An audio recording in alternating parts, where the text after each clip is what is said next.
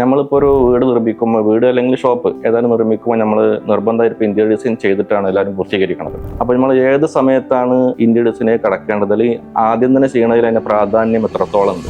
Interior എന്ന് പറഞ്ഞിട്ടുണ്ടെങ്കിൽ ഒരു വീടിനെ സംബന്ധിച്ച് വീടിന്റെ ഹാർട്ടാണ് ഇന്റീരിയർ എന്ന് വേണമെങ്കിൽ പറയാം. നമ്മളൊരു വീട് വർക്ക് തുടങ്ങുമ്പോൾ വീടിന്റെ എക്സ്റ്റീരിയർ വ്യൂ പുറത്തുള്ളവരെ ആസ്വദിക്കുന്നത്, നമ്മൾ ആസ്വദിക്കുന്ന നമ്മുടെ വീടിന്റെ ഇന്റീരിയറാണ്. നമുക്ക് നമ്മളെ റിക്വയർമെന്റും കാര്യങ്ങളൊക്കെ ഇന്റീരിയറിലാണ് ചെയ്യേണ്ടത്. ശരിക്കും ഇന്റീരിയർ നമ്മൾ ഫസ്റ്റ് ഒരു വീട് പ്ലാൻ ചെയ്യുമ്പോൾ എന്തൊക്കെ നമുക്ക് ഇന്റീരിയറിൽ വേണം എന്നുള്ളത്, നമുക്ക് എന്തൊക്കെ റിക്വയർമെന്റ് വേണം, എന്തൊക്കെ എലമെന്റ്സുകൾ വേണം, എന്തൊക്കെ ഹോം അപ്ലയൻസുകൾ വേണം, എന്തൊക്കെ സൗകര്യങ്ങൾ വേണം എന്നുള്ളത് നമ്മൾ മനസ്സിലാക്കിയിട്ട് സ്റ്റാർട്ടിങ്ങിലെ പ്ലാൻ ചെയ്യുമ്പോൾ ഓരോ ഭാഗങ്ങളും അതിന് മനസ്സിലാക്കിയിട്ട് ഈവൻ ബാത്റൂമിന്റെ വെറ്റ് ഏരിയ ഡ്രൈ ഏരിയ വരെ മനസ്സിലാക്കിയിട്ട് 1 by 1 ആക്കിയിട്ട് ഫസ്റ്റ് തന്നെ പ്ലാൻ ചെയ്തിട്ടാണ് നമ്മുടെ ഓഫീസിൽ നിന്ന് ഡ്രോയിങ് കൊടുക്കുന്നത്.